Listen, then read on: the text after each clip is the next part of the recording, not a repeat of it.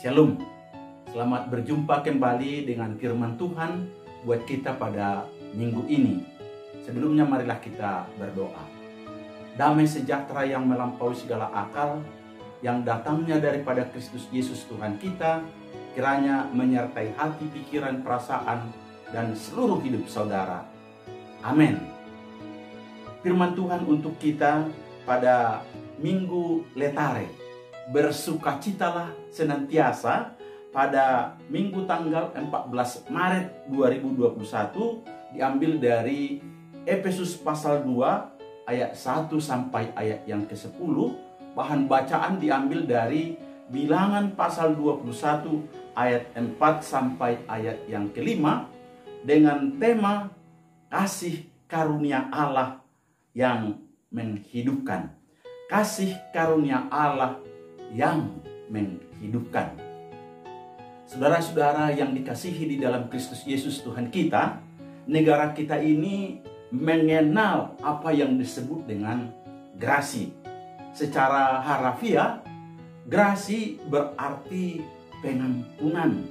Secara terminologi, grasi diartikan sebagai pengampunan yang diberikan oleh kepala negara kepada seseorang yang telah dijatuhi pidana.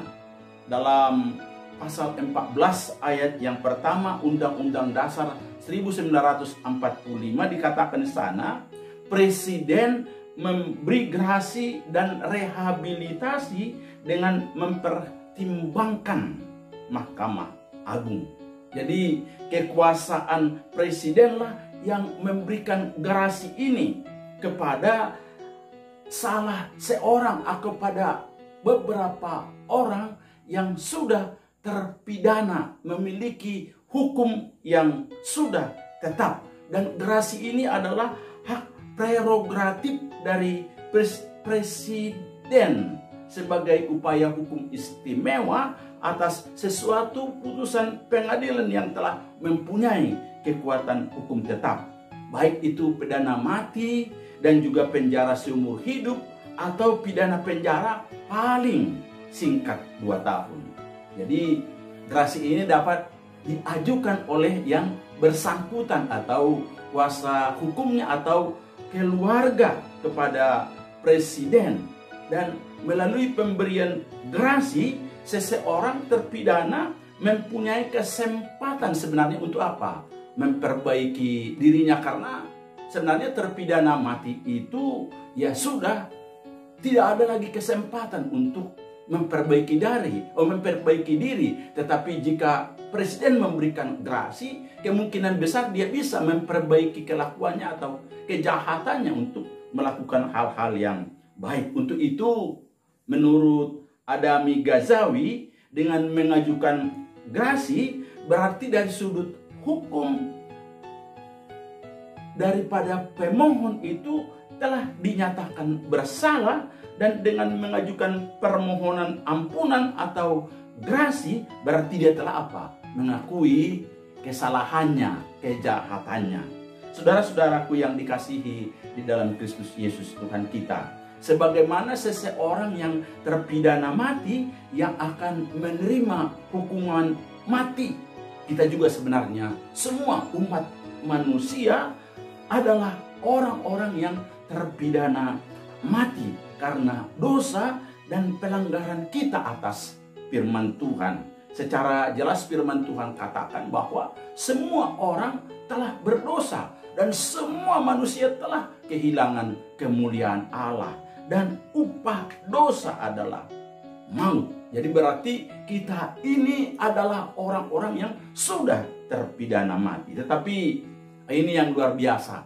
Pada Minggu Letare, bersukacitalah senantiasa, hari ini kita diajak untuk merenungkan tema yang sangat-sangat indah, sangat-sangat menyukakan hati, yakni kasih karunia Allah yang menghidupkan. Dan disinilah kita bersama-sama merenungkan akan kasih karunia Allah yang begitu dalam, begitu lebar, begitu tinggi, dan begitu berbuas kepada umat manusia supaya apa? Supaya mereka dihidupkan kembali, memperoleh hak hidup, memperoleh kehidupan kekal di dalam Kristus Yesus Tuhan kita. Mari kita perhatikan bersama. Yang pertama, keadaan umat manusia sebelum di dalam Kristus atau di luar Kristus, ayat 1 sampai ayat yang ketiga. Rasul Paulus begitu gamblang mengingatkan jemaat Efesus sebenarnya siapa mereka dahulu kala. Ini sangat perlu kita perhatikan agar kita menyadari betapa tidak berartinya, betapa manusia itu tidak berharga di luar Kristus. Jadi tidak hanya orang Efesus, tapi semua umat manusia. Mari kita perhatikan secara bersama dalam ayat 1 sampai ayat 3 ini.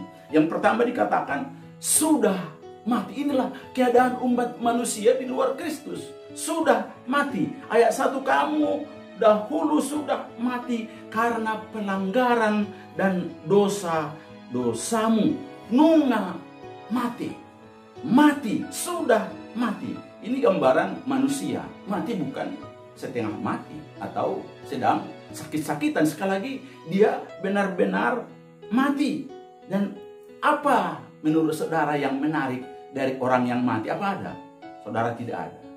Yang ada di sana hanya tangisan. Yang ada di sana hanya duka cita. Apa yang dapat dibanggakan dari orang mati ada? Tidak ada. Walaupun mungkin peti matinya berharga 25 juta, 50 juta, 100 juta. Mungkin kuburannya juga berharga 1 M, ditempatkan di taman ini, taman itu yang luar biasa. Tapi sebenarnya tidak ada lagi yang menarik di sana. Yang kita ingat itu hanya waktu dia apa? Waktu dia hidup. Jadi walaupun dia sudah di make up, di salon, dibuat di peti mati yang berharga, dikuburkan di tempat yang luar biasa, tetap tidak ada yang menarik dari apa? Dari orang mati, atau yang dapat dibanggakan dari orang mati. Jadi kenapa kita mati? Firman Tuhan katakan di sini, karena pelanggaran dan dosa-dosamu. Dan biasanya orang mati secara rohani ini tidak begitu menghargai lagi hal-hal yang rohani. Contohnya dia malas ke gereja, malas berdoa, malas mengadakan ibadah-ibadah rumah tangga dan lain sebagainya. Tidak mau lagi dengan Allah, atau tidak mau tahu lagi dan tidak mau mengenal Allah. Dan dia biasanya hidup jauh dari persekutuan dengan Allah. Sehingga dia akan aktif apa? Aktif melakukan dosa karena mereka tidak peduli dengan apa? Firman Tuhan. Tidak hanya sudah mati. Yang kedua dikatakan di sini, saudaraku, jemaat Efesus itu dan semua manusia di luar Kristus adalah apa? Diperbudak oleh dosa. Ayat 2. Dalam ayat 2a dikatakan terdapat dua kata aktif, yaitu mengikuti dan mentaati, yang seharusnya cukup satu kata kerja saja yang terjemahan harafiahnya berjalan, yang menunjukkan suatu gaya hidup, kebiasaan. Jadi saudaraku, orang-orang yang diperbudak oleh dosa ini adalah orang-orang yang sudah terbiasa, sudah menjadikan dosa itu apa? Gaya hidupnya. Dengan kata lain, makanya manusia ini diperbudak, diperhamba oleh dosa. Ya, mulai dari kecil ya, manusia sudah diperbudak. Bahkan mulai dari kandungan ibunya, dia sudah berdosa. Makanya anak kecil tidak harus diajari berdosa, sudah bisa apa? Bisa margabus, bisa berbohong, bisa juga mencuri, bisa juga melakukan dosa-dosa yang lain. Dan biasanya orang yang sudah diperbudak dosa adalah orang-orang yang durhaka. Itu ayat 2 tadi ya. Yang bisa diterjemahkan anak-anak ketidaktaatan. Dan biasanya manusia yang sudah diperbudak dosa itu baik pikirannya, baik perasaannya, baik tindakannya, baik kata-katanya, baik perbuatannya, dan seluruh hidupnya diarahkan untuk apa? Untuk dosa. Makanya mereka disebut orang-orang yang tidak taat karena mereka terus berdosa. Mereka adalah hamba-hamba dosa. Nah saudaraku, ada 3 hal menurut Paulus di sini yang dibalik daripada dosa itu, yakni apa?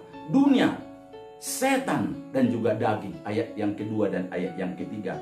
Yang dimaksud dengan dunia ini adalah prinsip-prinsip dunia yang bertentangan dengan firman Tuhan. Dan yang dimaksud dengan daging adalah kemanusiaan yang sudah jatuh ke dalam dosa, condong, hakikatnya, kehendaknya sudah dalam dosa. Dalam bahasa Batak Toba dikatakan hisap-hisap di daging, lomo-lomo di daging, sehingga dia hanya menyenangkan kedagingannya, menyenangkan kehendak dosanya, ya. Dan biasanya setanlah yang menggunakan kedagingan kita ini dari dalam dan juga dunia, ya, dengan melihat hal-hal yang dunia ini, akhirnya kita terseret kepada apa? Kepada dosa. Akibatnya tujuan kuasa iblis menyeret kita kepada dosa dan melakukan dosa, karena sebenarnya kita sudah mau baik di dalam, baik di luar, hidup dalam apa? Hidup di bawah kutuk dosa. Tidak hanya itu, saudaraku. Tadi dikatakan sudah mati. Yang kedua, diperbudak, diperhamba oleh dosa. Itulah keadaan orang-orang yang di luar Kristus itu. Yang ketiga dikatakan sini, ada di bawah murka atau ada di bawah hukuman Allah. Ayat yang ketiga. Orang-orang yang harus dimurkai, firman Tuhan katakan di sana, seharusnya adalah anak-anak kemurkaan, dan ini menunjukkan bahwa manusia itu ada di bawah murka Allah, sudah berada dalam apa? Dalam hukuman Allah sendiri. Jadi manusia tidak berada dalam netralitas, tetapi dia ada justru di bawah kungkungan apa? Kungkungan hukum Allah, ya. Jadi kalau dia terus meneruskan hidupnya ini, terus menerus di luar Allah, di luar Kristus, di luar firman Allah, dan tidak mau bertobat, tidak mau percaya kepada Kristus, otomatis ia akan masuk ke neraka. Betapa mengerikan jika manusia sebenarnya, entah siapapun dia, entah itu orang kaya, entah orang pintar, orang yang berkuasa, orang hebat, kalau dia berada di luar Kristus, di luar Yesus, firman Tuhan katakan tadi apa? Sudah mati. Diperbudak oleh dosa lagi, di bawah hukuman apa? Di bawah hukuman dan murka Allah, sehingga dia tidak memiliki apa? Kuasa atas dirinya sendiri, tidak bisa juga berkuasa untuk mengeluarkan dirinya dari orang-orang yang sudah diperbudak oleh setan dan juga dosa itu. Yang menarik di sini, saudaraku, bahwa Paulus katakan tadi, ya, itu orang Efesus. Tapi dia katakan juga, kami juga. Artinya siapa? Orang-orang Yahudi. Jadi tidak hanya orang Efesus, tapi juga kami. Artinya orang-orang yang adalah keturunan Abraham. Orang-orang Yahudi yang adalah umat Tuhan. Ya, tidak hanya berarti, ya, tidak hanya orang Efesus, tidak hanya orang Yahudi. Baru dikatakan di sini sebenarnya yang lainnya. Artinya di luar orang Efesus dan di luar orang Yahudi, berarti semua umat manusia. Termasuk siapa? Termasuk orang Batak, orang Jawa, orang Cina, ya, orang beragama yang merasa dirinya orang beragama, yang merasa orang dirinya orang saleh, orang baik, orang hebat. Semua umat manusia dikatakan di sini bahwa itu bersama-sama dulu adalah apa? Adalah orang-orang yang di luar Yesus. Makanya dikatakan kita.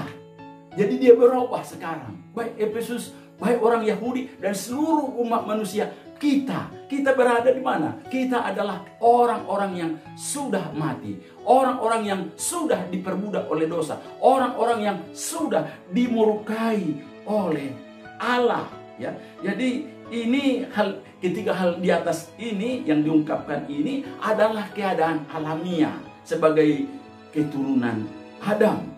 Dan itu ditunjukkan oleh kata-kata pada dasarnya. Atau sebenarnya yang seharusnya benature, atau yang seharusnya secara alamiah. Sebenarnya kita semua sudah terhisap di dalam apa? Orang yang berdosa, orang yang diperbudak oleh dosa, dan juga orang yang dimurkai oleh Allah. Makanya ya yang baru lahir sekalipun itu adalah dalam keadaan berdosa. Itu sebabnya Daud berkata dalam Mazmur 51 ayat 7, sesungguhnya dalam kesalahan aku diperanakan, dalam dosa aku dikandung ibuku. Saudaraku, harus kita ingat bersama juga bahwa ketiga hal ini, sekali lagi ketiga hal ini, orang yang sudah mati karena pelanggaran-pelanggaran dosanya, karena sudah diperbudak oleh dosa, itu yang kedua. Yang ketiga, yang dimurkai oleh Allah, tidak bisa diperbaiki dengan apa? Pendidikan, dengan hukum negara, oleh lingkungan yang baik, dan lain-lain sebagainya. Hanya bisa diubahkan melalui apa? Melalui kelahiran kembali, melalui percaya kepada Yesus, melalui apa? Pengakuan dosa, sebagaimana tadi terpidana mati itu yang memperoleh grasi dari presiden harus memohon datang kepada presiden. Sama, ini juga dia harus datang kepada Yesus, mengakui dosanya dan juga menyerahkan dosanya untuk diampuni oleh siapa?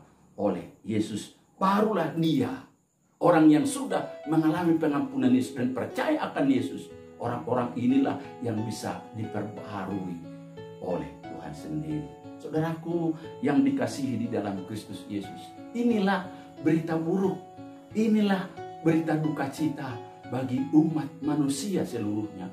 Tapi dalam situasi yang begitu mengerikan ini, di tengah-tengah berita duka cita dan berita buruk ini, Paulus juga ungkapkan ada berita Injil, ada kabar baik, ada kabar sukacita. Dalam minggu letari, bersukacitalah senantiasa pada minggu ini. Paulus mau mengungkapkan kepada kita berita sukacita untuk kita sambut. Apa itu? Yang kedua, ada tindakan Allah yang sangat luar biasa, yang sangat menyukakan hati manusia. Itulah kabar sukacita dari Allah buat kita. Ayat 4 sampai ayat yang ke-9. Secara jelas tadi dikatakan, tetapi Allah, ayat ke-4. Ini menunjukkan bahwa Allah lah yang mengambil inisiatif pada waktu ia melihat manusia sebenarnya secara alamiah itu berada dalam kematian karena dosanya, berada dalam perbudakan dosa, dan berada dalam murka dan maut Allah, berada dalam kematian dan berada menuju kepada kematian itu. Dan apa yang dilakukan oleh Allah itu? Yang pertama dikatakan, ia menghidupkan, ayat yang kelima.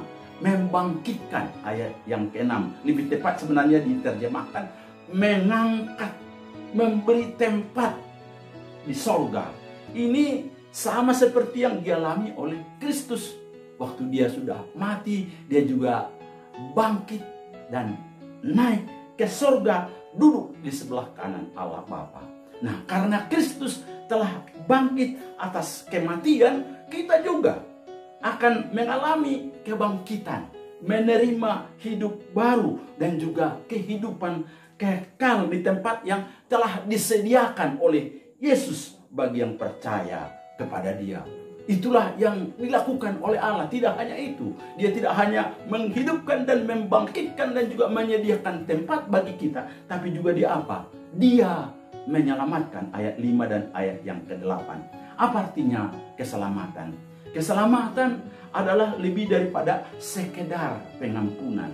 Keselamatan adalah pembebasan dari ketiga hal yang sudah diungkapkan tadi di atas, yakni dari kematian dosa karena pelanggaran dosa, dari perbudakan dosa, dan juga dari murka Allah. Jadi ketiga hal ini telah diselesaikan oleh keselamatan yang dibawa oleh tindakan Allah sendiri. Jadi keselamatan kita betul-betul mencakup secara menyeluruh di dalam hidup manusia, baik jasmani dan juga rohani. Dan orang-orang ini dimerdekakan.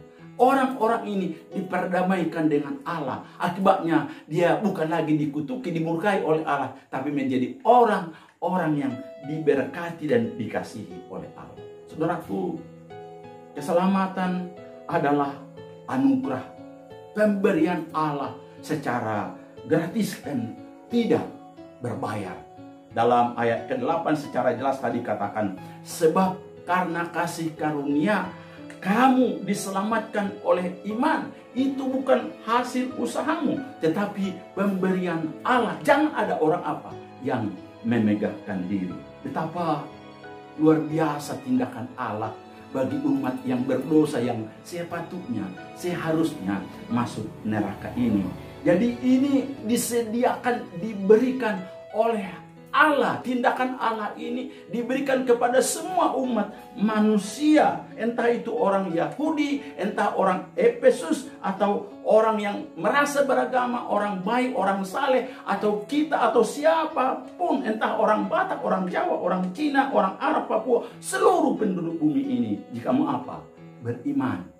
Mau menyambut kasih karunia Allah yang luar biasa ini, pasti dihidupkan, pasti dibaharui, pasti dibangkitkan, pasti diselamatkan, pasti dipelihara oleh kekayaan rahmat Allah yang besar itu. Dalam hal inilah saudaraku, harus kita ingat bahwa keselamatan itu karena kasih karunia Allah oleh iman. Dan itu adalah apa? Pemberian anugerah Allah secara cuma-cuma kepada setiap kita. Itu berarti Allah yang memberikannya. Allah memberikannya secara cuma-cuma, gratis, tapi bukan murahan. Karena dibayar dengan sangat mahal oleh darah Yesus sendiri.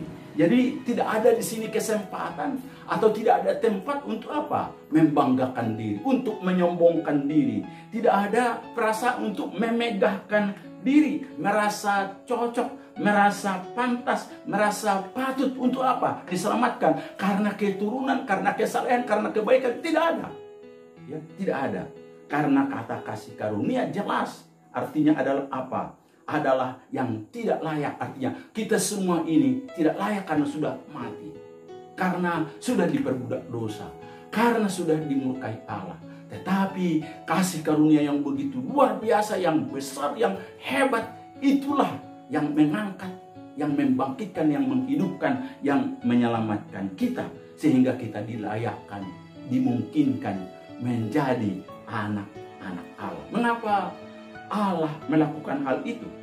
Jelas dikatakan tadi, karena rahmatnya yang besar, rahmatnya yang melimpah ruah, karena kasih karunia-Nya yang luar biasa, karena kebaikannya. Itu ayat yang ke-7. Betapa dalam, betapa luar biasanya anugerah Tuhan bagi umat manusia. Jadi Ia menyelamatkan bukan karena apa yang Dia lihat dari diri kita, tapi karena kasih-Nya, karena kebaikannya, karena rahmatnya yang besarlah yang menggerakkan hatinya untuk apa? Mengangkat, menghidupkan, dan memberikan ya segala kehidupan kita. Jadi sekali lagi, tidak ada tempat untuk apa? Menyombongkan diri, untuk memegahkan diri. Tidak hanya itu saudaraku, untuk apa kita? Apa tindakan, mengapa Allah melakukan itu kepada kita? Ya untuk menunjukkan kekayaan kasih karunia-Nya yang melimpah-limpah. Ayat yang ke-7. Jadi jelas kasih karunia-Nya itu sangat luar biasa melimpah, sehingga siapapun orangnya, entah berdosa apapun, sehebat apapun dosanya, entah karena dia sudah patut dihukum mati, patut dikena neraka, mereka juga disanggupkan oleh kasih karunia Allah untuk bertobat dan mengalami kebangkitan, mengalami pembaharuan hidup oleh darah Yesus. Betapa saudaraku indahnya, betapa bedanya ya, orang yang di luar Kristus tadi ya, yang berada di luar kasih karunia Allah, dan orang yang sudah berada dalam kasih karunia Allah itu. Dia pasti dihidupkan, tadi dikatakan, diselamatkan, dipelihara, dijaga, dan memperoleh pengampunan dan juga keselamatan kekal. Makanya jelas sangat apa? Bertolak belakang dengan orang-orang yang di luar Kristus itu. Karena mereka tadi katakan mati, diperbudak dosa, dan dimurkai Allah, dan pasti masuk neraka. Tapi kita yang ada dalam kasih karunia Allah itu dihidupkan, diselamatkan, dibaharui, dibangkitkan, dipelihara, dijaga, diberkati. Dan ujung-ujungnya apa? Ke sorga untuk memperoleh hidup yang kekal. Pasti ada sukacita, pasti ada kesenangan, pasti ada kegembiraan bagi orang-orang yang menyadari, bagi orang-orang yang mengalaminya. Saya rindu supaya setiap kita juga betul-betul mengalami kasih karunia Allah ini. Yang ketiga, kita yang ada di dalam kasih karunia Allah, dikatakan sini, harus meneruskan kebaikannya. Sekali lagi, harus meneruskan kebaikannya. Saudaraku, tidak hanya kita yang mengalami sukacita besar saat kita mengalami kasih karunia Allah, karena sudah hidup dan dihidupkan, dibangkitkan oleh Kristus. Di sorga juga ada sukacita saat seseorang bertobat dan menerima Yesus sebagai Tuhan dan Juru Selamat pribadinya. Ada sukacita yang melimpah karena memang kita dibebaskan, kita dimerdekakan, ya, kita diberkati oleh Allah. Tidak hanya itu, kita sudah memperoleh kedudukan, kita sudah memperoleh status yang baru. Firman Tuhan katakan dalam ayat 10, kita ini adalah buatan Allah, diciptakan dalam Kristus Yesus. Dan ini jelaskan lagi, membuang kata jasa, membuang kata kebaikan, membuang segala apapun latar belakang kita. Karena ini perbuatan Allah semata untuk kita. Supaya apa? Dikatakan sini, supaya kita berbuat baik dalam ayat yang ke-10. Supaya kita melakukan pekerjaan-pekerjaan baik yang telah dipersiapkan Allah sebelumnya. Dan Ia ingin kita hidup di dalamnya. Kita anak-anaknya di dalam sukacita sorgawi, dalam kegembiraan ini melakukan apa? Kebaikan-kebaikan Tuhan, kasih Allah, melayani Tuhan, mengampuni, melakukan hal-hal yang indah bagi sesamanya. Itu adalah buah roh. Ada sukacita melakukannya dengan kegembiraan penuh karena kita sudah mengalami apa yang disebutnya diampuni, dibebaskan, dan dimerdekakan. Saudaraku, kita adalah buatan Allah. Kita adalah gambar dan rupa Allah. Kita adalah anak-anak Tuhan. Tentu kita pasti rindu, pasti bersukacita, melakukan pekerjaan baik, melakukan banyak hal untuk memberkati banyak orang. Supaya makin banyak orang juga apa? Mengalami kasih karunia Allah. Baik itu keluarga kita dan juga orang lain sekitar lain. Luar biasanya ini sekali lagi kita melakukannya dengan sukacita karena kita sudah mengalaminya.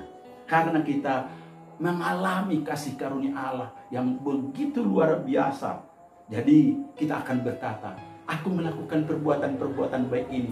Aku melakukan ini dan itu. Baik itu pengampunan, baik itu memberi, baik melayani, baik berbuat sesuatu, baik berkhotbah dan berdoa, dan banyak hal yang kita lakukan. Bukan karena gagah dan kuasa dan kekuatan kita. Bukan karena pintar, bukan karena kehebatan, karena tidak ada tempat untuk memegahkan diri dan menyombongkan diri. Saudaraku, Rasul Paulus mengingatkan bahwa orang-orang yang telah diselamatkan oleh Allah adalah milik Kristus, dan sebagai milik Kristus Allah mempersiapkan kita di sini apa? Melakukan perbuatan-perbuatan baik, pekerjaan-pekerjaan yang telah dipersiapkan oleh Allah. Dan inilah tujuan Allah kita ada di dunia ini. Jadi selama Anda berada di dunia ini, entah itu ada COVID, ada tantangan, ada penyakit, ada masalah, ada sesuatu dalam hidup ini, kita harus tetap melakukan perbuatan baik. Selama ada waktu, mari kita melakukan perbuatan-perbuatan baik.